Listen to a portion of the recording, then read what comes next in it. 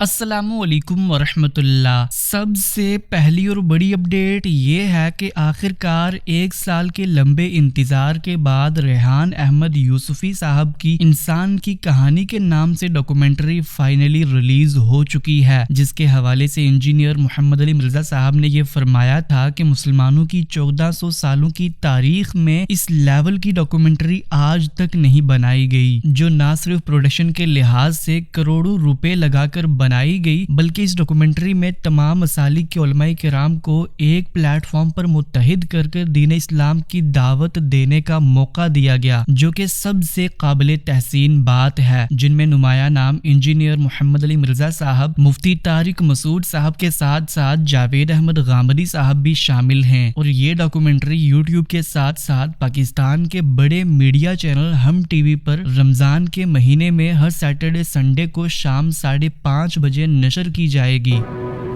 انسان کی کہانی کا آغاز عرض امانت سے ہوتا ہے۔ عرض امانت سے ہماری مراد وہ موقع ہے جب اللہ تعالیٰ نے اپنا تخلیقی منصوبہ تمام مخلوقات کے سامنے رکھا تھا۔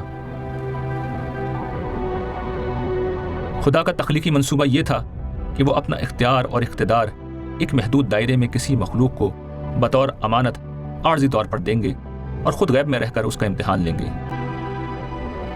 شادی انسانی سماج کا سب سے اہم واقعہ ہے۔ یہ اس بات کا ایک مکمل اظہار ہے کہ انسان کس طرح اپنے اختیار کو استعمال کرتا ہے۔ میاں بیوی کا یہ رشتہ قائم کر کے انسان طے کر لیتے ہیں کہ وہ اپنے صنفی تقاضوں کی تسکین کے لیے اس رشتے سے باہر نہیں جائیں گے۔ یوں انسان اپنا اختیار استعمال کر کے اپنی خواہشات اور جذبات پر ایک روک لگا دیتے ہیں۔ انسان چاہیں تو اپنے اختیار کو استعمال کر کے اس کے برعکس معاملہ بھی کر سکتے ہیں۔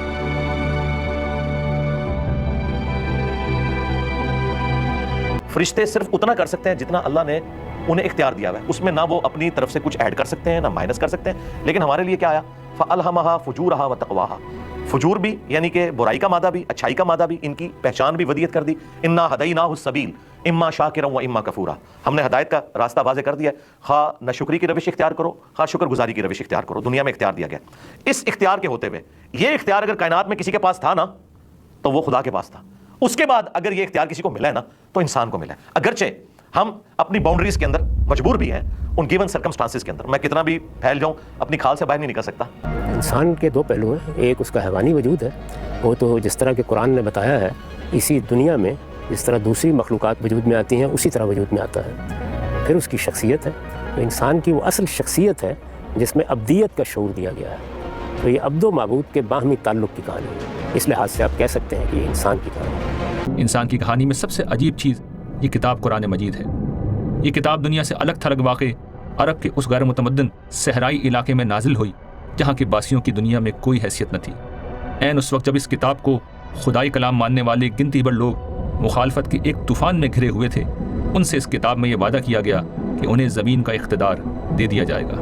یہ ایسا ہی ہے جیسے آج افریقہ کے کسی غیر ترقی یافتہ اور کمزور ملک میں کسی مذہبی کتاب میں اپنے پیروکاروں سے محض ایمان و عمل صالح کی بنیاد پر زمین پر غلبے کا وعدہ کیا جائے تو کسی کو اس بات پر یقین نہیں آئے گا۔ مگر اس سے زیادہ عجیب بات یہ ہے کہ اس کتاب کے ماننے والوں سے جو وعدہ کیا گیا تھا وہ صرف چند برسوں میں پورا ہو گیا۔ ایمان والے پہلے سرزمین عرب پر غالب آئے اور پھر دنیا کی سب سے بڑی طاقت بن گئے۔ ان کے طاقتور مخالفین کا نام و نشان مٹ گیا۔ ایک ایسی قوم جس کے پاس نہ کوئی ایسا لیڈر تھا جو ان کو متحد کر سکے، نہ ان کے کوئی جغرافیائی حالات ایسے تھے، نہ ان کے قبائلی نظام میں اس کی گنجائش تھی۔ ایک مذہبی سرداری قسم کا ایک نظام تھا جو خانہ کعبہ کی وجہ سے قائم تھا۔ اس قوم کے لیے اللہ تعالیٰ کا یہ قبل از وقت کہہ دینا کہ وہ یہ کم کر دیں گے تو اس میں کوئی شبہ نہیں کہ ایک بہت بڑا معجزہ ہے۔ دیکھیں سورۃ الانبیاء میں بھی اللہ تعالیٰ نے فرمایا کہ ہم نے داؤد علیہ السلام کے لیے بھی یہ وہی فرمائی تھی کہ ہمارے بندے ہی زمین کے وارث ہوں گے۔ تم میں سے جو لوگ ایمان لائے اور انہوں نے اچھے عمل کیے ہیں ان سے اللہ کا وعدہ ہے کہ ان کو وہ اس سرزمین میں ضرور اسی طرح اقتدار عطا فرمائے گا جس طرح ان سے پہلے گزرے ہوئے لوگوں کو اس نے عطا فرمایا تھا۔ قرآن مجید نے کہا تھا کہ هو الذی ارسل رسولہ بالہدی ودین الحق لیظہرہ علی الدین کلہ، ہم نے محمد صلی اللہ علیہ وسلم کو پیغمبر اس لیے بنا کے بھیجا تاکہ آپ اس دین کو تمام ادیان پہ غالب کر دیں۔ اور یہ جو پروفیسی ہے پھر کھل کے بخاری مسلم میں بھی آئی ہے۔ نبی اسلام نے فرمایا کہ ان قریب رومن امپائر ختم ہو جائے گی اور پھر قیامت تک کوئی کیسر نہیں ہوگا، ان قریب پرشین امپائر گر جائے گی اور اب کوئی کسرا نہیں ہوگا، اور پھر وقت نے دیکھا ہے کہ نبی اسلام کی پروفیسی پوری ہوئی۔ یہی نہیں بلکہ قرآن مجید کے نازل کرنے والے نے عین اس وقت جب سارے مخالفین اس کتاب کی دعوت کو مٹانے پر تلے ہوئے تھے اس میں اپنا فیصلہ اس طرح سنا دیا تھا۔ بے شک یہ ذکر یعنی قرآن ہم نے اتارا ہے اور ہم ہی اس کی حفاظت کرنے والے ہیں۔ قرآن مجید کے بارے میں حیرت انگیز بات ہے کہ یہ الحمد سے لے کر والناس تک اس کا حرف وہی ہے. اور اب بعض ماہرین نے یہ کام کیا ہے کہ 14 صدیوں کے مخطوطات نکال کر ثابت کر دیا ہے کہ پہلے دن جو متن موجود ہے شروع کے زمانے میں وہی اینڈ تک موجود ہے. اس متن میں ذرہ برابر بھی آگے پیچھے کچھ نہیں ہوتا. یعنی نبی صلی اللہ علیہ وسلم کے دور میں اگر کوئی لفظ قرآن مجید کا عربی کے قاعدوں سے ہٹ کے لکھا گیا, جو کتابت کے عام قاعدوں سے ہٹ کے, اس کو بھی چینج نہیں کیا گیا ہے. ہاں یہ تو ہوا ہے کہ قرآن میں ایک نقطے بعد میں لگے یا اعراب لگے, اس کی ایک تاریخ ہے, لیکن جو قرآن کا عبارت ہے وہ بالکل منوان ویسی کی ویسی ہے. یہ خود ایک حیرت انگیز بات ہے اور لگتا ہے کہ خدا نے کوئی تکوینی طریقے سے اس کو سنبھال کے رکھا ہوا ہے. کسی کی ضرورت نہیں ہے کہ اس میں کوئی دراندازی کر سکے. انسان کی کہانی کے نام سے یہ ڈاکومنٹری دیکھنے کے بعد اندازہ لگایا جا سکتا ہے کہ یہ ڈاکومنٹری کس لیول کی ہے. اور انجینئر صاحب نے تو اس ڈاکومنٹری کو نیٹ فلکس کے سٹینڈرڈ کی ڈاکومنٹری کہا تھا, جس میں ریحان احمد یوسفی صاحب اور ان کی ٹیم نے بڑے زبردست طریقے سے ہر پہلو کو بڑے باریک طریقے سے پریزنٹ کرنے کی کوشش کی ہے. اگر آپ اس ڈاکومنٹری کے پہلے ایپیسوڈ کو دیکھنا چاہتے ہیں تو اس کی لنک ڈسکرپشن میں پرووائڈ کر دی گئی, آپ وہاں سے اسے دیکھ سکتے ہیں. نیکسٹ اپڈیٹ یہ ہے کہ ریسنٹلی نعیم بٹ صاحب نے انجینئر محمد علی مرزا صاحب کی ان کے خلاف بنائی گئی ابھی حال ہی میں ویڈیو کا یہ رسپانس کیا کہ انجینئر صاحب علمی لحاظ سے تو بہت بڑی شخصیت ہیں, اور نعیم بٹ صاحب نے ایون یہ تک کہہ دیا کہ اتحیات میں پڑھی جانے والی دعا بھی انہوں نے انجینئر صاحب سے ہی پہلی دفعہ سنی تھی. لیکن اگر انجینئر صاحب اپنے اخلاقیات کو تھوڑا سا مزید بہتر کر لیں تو ان کا کیا ہی کہنا ہوگا. حالانکہ میں سمجھتا ہوں ذاتی طور پہ کہ مرزا صاحب جو ہیں ان کی جو بہت ساری باتیں بالکل صحیح ہیں, لیکن چونکہ اتنے برے اخلاق, اتنی بری گفتگو, تو آپ کا اختلاف ہے اخلاق تک. میں یہ عرض کرتا ہوں کہ بھائی آپ یہ کیا کہہ رہے ہو. ممبر پہ بیٹھنے والا, بیان کرنے والا, اللہ کی بات کرنے والا, اس کو تو یہ باتیں زیب ہی نہیں دیتی. یہ تو کوئی تھڑیے لوگ ہیں جیسے جن کو کوئی نشئی لوگ بیٹھے ہوتے ہیں باتیں کرتے ہیں, وہ کرتے ہیں اور فلانے دین والا آدمی سے بات کرتا ہے. آپ کہو کہ جی میں تو نبی کی زندگی پیش کر رہا ہوں, جو نبی کی زندگی ہے یہ اصل ہے, باقی نبی کی زندگی کے علاوہ اگر کسی بزرگ نے کوئی کام کیا ہے تو اس کا ذاتی ہے, وہ قابل تقلید نہیں ہے. یہ تو ہوگا ایک مثال. آپ کہہ رہے ہیں کہ نبی ساڈے دی زندگی جب باقی سارے بابے شاہ کی نہیں ہے, یہ کیا گفتگو ہے. یہ دعوت, یعنی یہ اس دعوت بھی دینے کا کوئی مناسب طریقہ نہیں. اس لیے جو مرزا انجینئر صاحب ہیں وہ اتنے کنٹروورشل ہو گئے ہیں کہ لوگ ان کے سارے علماء کلام کے خلاف ہو گئے ہیں. اب سارے علماء کو خلاف کر کے مطلب کیا آپ کرنا چاہتے ہو, اکیلے بس بادشاہ بن جاؤ, کیا کرو گے. یعنی آپ کوئی امام مہدی ہو نئے آئے ہو, آپ نے بھائی اپنے آپ کو دیکھو تو صحیح, آپ کیا کہہ رہے ہیں. آپ کی اچھی بلی باتیں یقین کریں, اچھی بلی, میں آپ کو یقین سے کہہ رہا ہوں, میں ان کو بھی یہ پوڈ کاسٹ بھی شاید ان تک پہنچ جائے گا, میں ان کو عرض کرتا ہوں کہ کئی باتیں میں نے ان سے سیکھی ہیں, یقین کرو. کیا بات, زبردست. یعنی اتحیات میں جو دعا پڑھنی ہے نا, جو دعا ہے اتحیات کی دعا پڑھنی میں نے مرزا انجینئر سے سیکھی.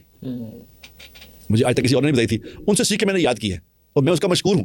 لیکن وہ اپنی اتنی اچھی باتوں کا بھی اپنے برے اخلاق سے, مفتی تقی عثمانی صاحب یار ایک آدمی ہے, اللہ نے ان کو ایک مقام دیا ہے, ہمارے بزرگ ہیں, وہ بڑے ہیں, قرآن والے ہیں, علم والے ہیں, ان کی ایک, اب اس نے بدتمیزی سے ان کا نام لے امام ابو حنیفہ رحمہ اللہ جو اتنے بڑے آدمی ہیں, ان کے بارے میں برے الفاظ استعمال کر دینا. نیکسٹ اپڈیٹ یہ ہے کہ ابھی حال ہی میں پچھلے جمعے کو پاکستان کی جامعہ مسجد مدرسہ حقانیہ کے دروازے پر ایک خودکش حملے کے دوران مولانا حمید الحق صاحب کی شہادت ہو گئی, جس کے بعد بہت سے علماء کرام نے اس حملے کی سختی سے مذمت کی اور انجینئر محمد علی مرزا صاحب نے بھی اس پر اپنے دکھ کا اظہار کیا. 28 فروری 2025 کو جمعے کے دن اکوڑا کھٹک کے پی میں ایک خودکش حملہ ہوا مسجد کے دروازے کے اوپر.